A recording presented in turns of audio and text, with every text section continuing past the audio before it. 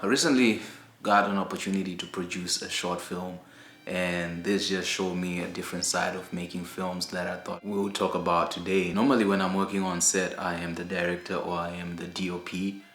I don't usually like producing because producing is a tough job, you know.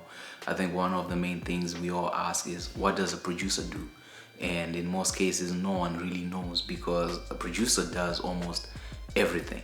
And for me going into it, it's something that I knew that I don't particularly enjoy doing because it involves a lot of moving parts, right? As a producer, you are there to help the director achieve their vision, but also you are there to make sure that everything else moves, and you are there to hold everybody accountable, and that can be a lot of pressure.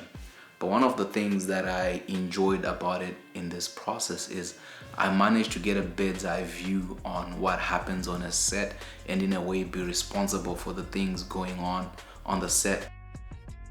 I was approached by the director saying he needed help and that he wanted me to work on this project as his producer. The first step is knowing what, you know, in any film there's a big cost, so you want to know what the budget of the film, what's the scope of the film, what are we working with. And for this short film we had a decent budget. We ended up renting locations, which is something that I don't normally do with my shorts because I normally use locations that are accessible to me, but this was the first time where I had to ask someone else if we could use their space and how much they would charge. We ended up using Airbnb, and then through Airbnb you connect with the host and tell them the plan of what's about to happen, and then they just go for what happened with us is they were just like, all right, cool, the house is yours for those days, just don't put blood on the walls because it's difficult to remove, and yeah, every other law that Airbnb has applies, and you're like, okay, cool, we can deal with that. And then after doing that, the next step is finding actors.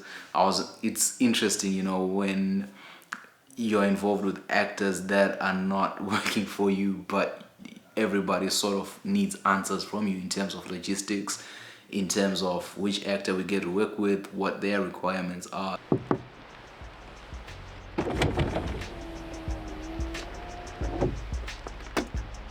Ever get the feeling you're being watched? It's all that coffee. It's terrible for you.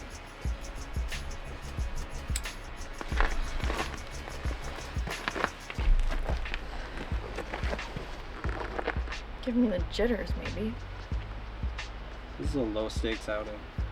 I'm just following up on complaints about odd appearances. Not exactly dangerous police work. You're right.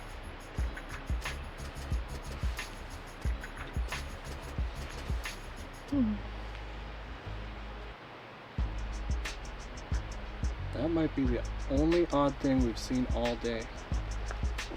Maybe it's not the coffee. Maybe you passed on the heebie-jeebies. Maybe you're a scaredy cat. I know you are, but what am I? Sick burn. Haven't heard that singer since grade 3. After we find the cast, it was about building the crew. Who's going to be on a crew, how are we going to get the crew to locations and stuff like that, how are we going to feed these people. These were a lot of questions that I was not ready for, where I was like, yo, I felt like a fish out of water, but it was a very beautiful learning experience. You know, you gotta work with people's diets, you gotta work with how are we gonna get the food up to the location, how are we gonna heat it up, at what point, like, you're constantly thinking about these things. Who needs a ride, who needs this, what equipment is missing in this department, and stuff like that, and how we will solve all those issues. Like the angle that it was coming at, so okay, let's try that for now. About odd appearances. Not exactly dangerous police work. You're right. It's terrible for you. The acting. I think the acting is good. It's looking good so far. Really like it. Really like the frames and stuff. The lighting is good, and I'm really excited to see how my 6K camera footage will look. It's my first time using my camera. Other than that, I feel like, you know, when we were on set, when we had everybody there, I was still getting calls, I was still getting messages and questions like, this person has this concern, this person has that concern, and you're like, man, I never get to think about this. I never get to deal with these many things. You know, someone once told me that on set a producer is like the set mom, right? The AD is the mom, and then you know, you as a producer, you're basically responsible for everything, because if the AD has a complaint, they come to you. If the director has a complaint, they come to you, and you are there to mitigate and help, and constantly just be checking in with everybody, like, are you okay? Do you need something? Do you need this? And my instinct is constantly just trying to get to camera. So it was an interesting experience. The next thing that I would say, and it's an encouragement to anybody who's thinking about making a short film, you know, I know in the beginning you're forced to work by yourself. You have to almost do everything. You have to be the writer, director, producer. But if you can get a producer who you trust and who you know believes in you, and they can handle a lot of issues for you, where you can delegate a lot of things and you empower them to succeed, I think it's a valid thing to have a producer on your set who's just there to make sure you as the director are focused on the work at hand and the task at hand. And that person gets to deal with the house owner, that person gets to deal with people's logistics, food, if there's anything, that person gets to deal with that, so that you can focus on the creativity. Because one thing that I noticed when we were on set is actors constantly want attention from the director. They constantly want that, and for them to feel engaged with. So the moment you as a director have to start thinking about other things, you're distracted from everybody, and that just stops people from working. And also as a producer, you're supposed to just give people space. To me though, isn't it? Oh, so No. No. She's talking on the radio. She's like, she's saying weird, like, and so we'll do a couple different takes, and a lot of it's where he's going slow, and grabs your face and turns you around. Ah! Yeah. So we're just doing the movement. Action. He's here. What's going on? Who's here? I should have known not to run. He's always here. In this film that we did, it was a horror film it's basically a horror which was shot in a cabin up in the mountains in Chilliwack.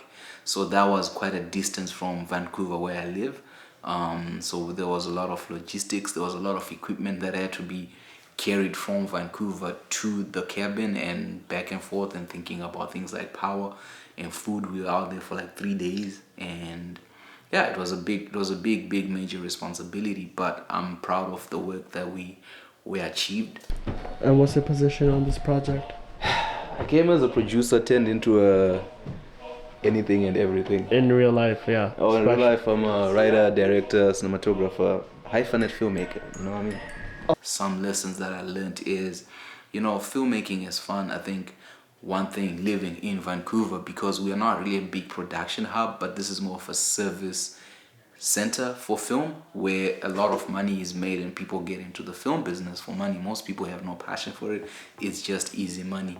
That, you know, that is the approach and thought process. But one thing that I learned about film, especially with this project, is what makes it more fun is the people that you work with. And when you approach it with passion, it is more interesting. You know, there's a lot of things that can go on. You're in a cabin for 3 days. You know, these are people that you have to build a relationship with.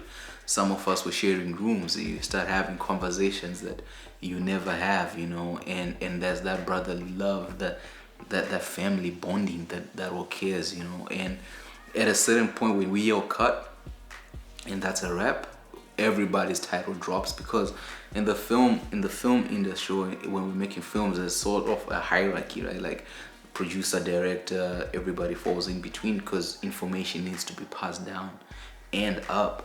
But when we say it's a wrap, all those things go away. We are all just friends in a space, you know. And for me, which is why I fear living in the city, is because the service industry, you know, it's just a job, you know. Sometimes you lose track of those relationships. But I feel like it's a beautiful thing when you're with your friends and you're just making a film up in a cabin, and it's just the vibe, you know. When you come out of it, one, you've improved on your craft. Two, you've bonded with your friends. Three, you know, it's an experience. It's a weekend getaway that you almost have for yourself.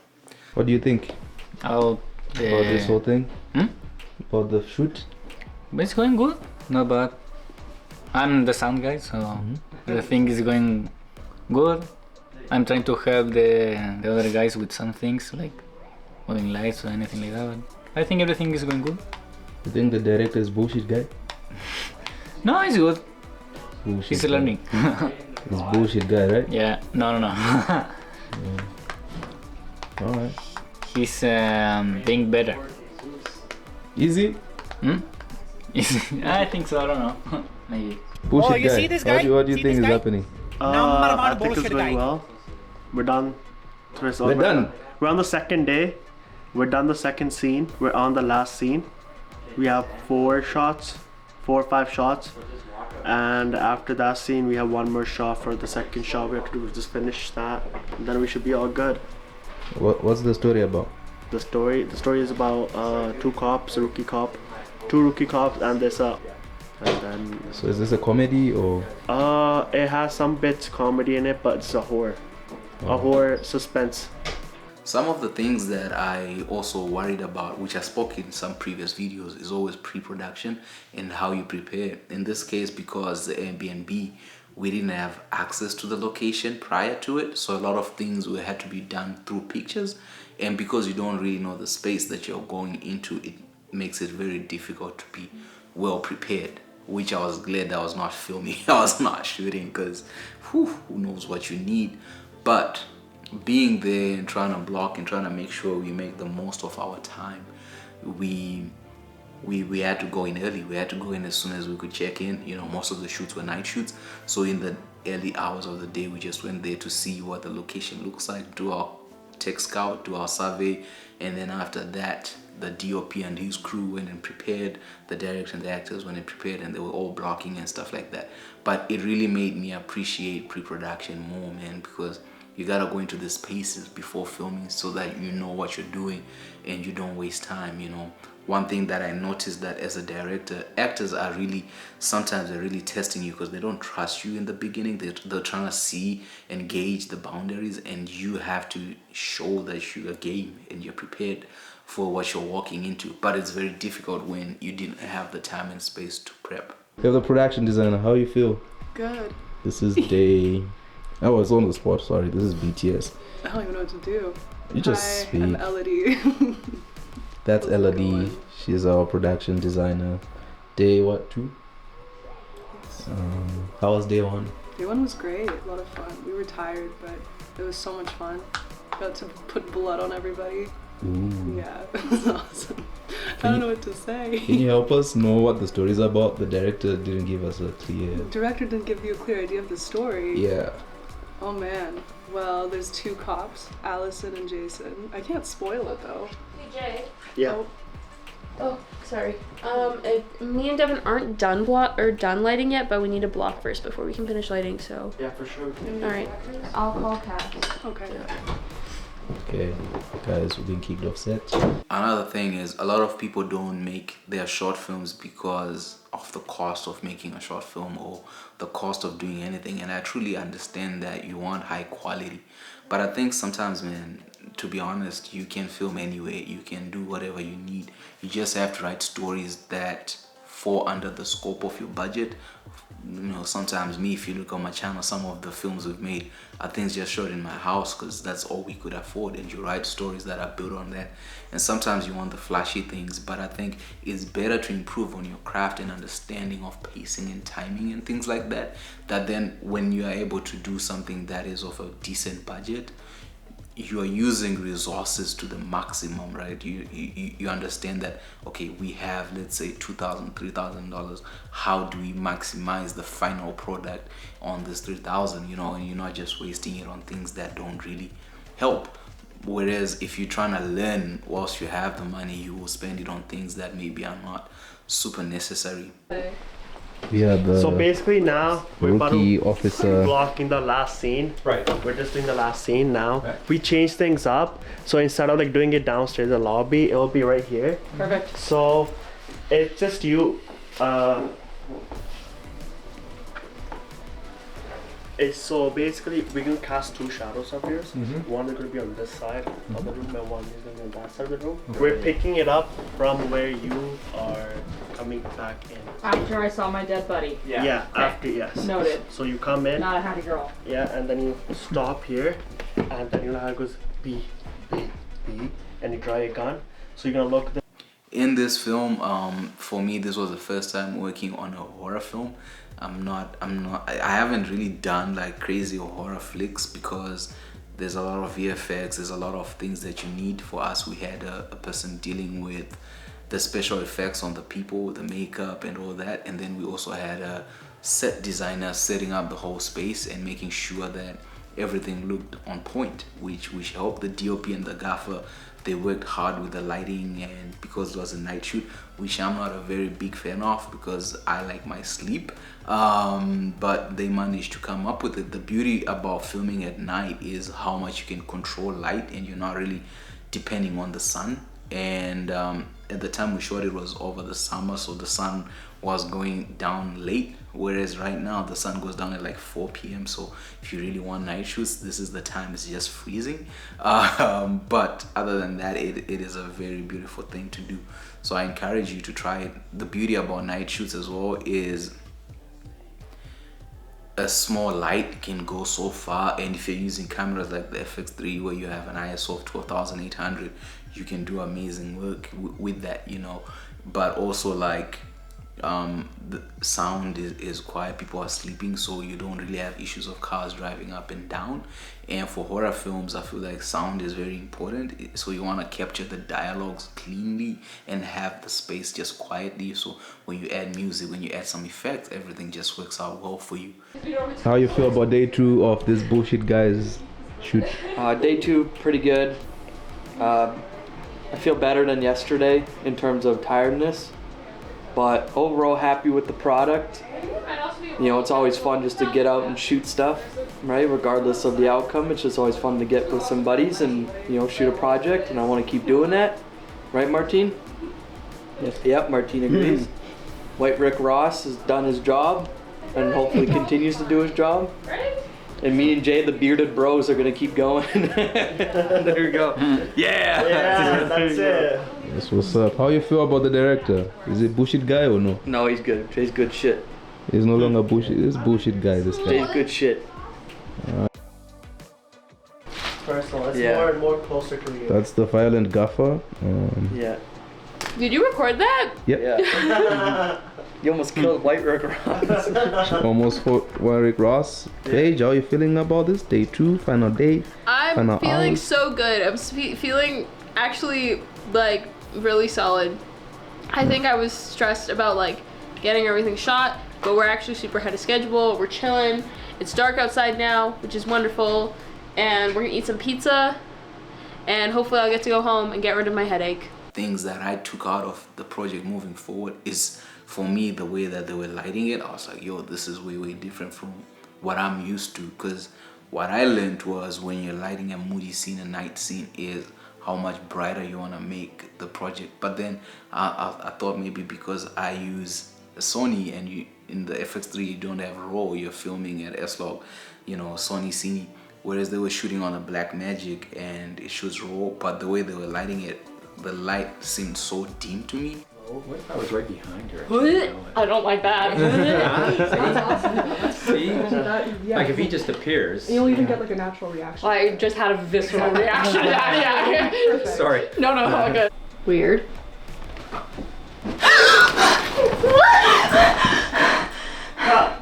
But then I suppose if that's what you're getting in post, and you don't necessarily then have to grade a lot, which is something that I recently learned, that sometimes you can film a moody scene, but just make sure that in your grade you're not touching it, you're not moving dials up and down, you remain just consistent at that level, and everything should be fine because you shot it how you're gonna play it. So yeah, I encourage you, if you have film friends, if you have people around you that can support you with whatever it is, go out, come together, make a film. You know, if you guys want to get, if you need a better location, maybe your house is not as good as you want, maybe spend some of that money on the Airbnb, go film. You know, don't destroy these people's location, but you know, respect it like it's your own. If you don't respect your own space, respect it like it's somebody else's space, because it is somebody else's space, and you should have something good. When the film comes out, I'll put it up. I'll put a link here, but right now it's in post-production and they're telling me it looks fantastic. But I wanted to share this just in case somebody wants to make a video for the Christmas holidays. You know, it's not too late. So see you guys in the next one.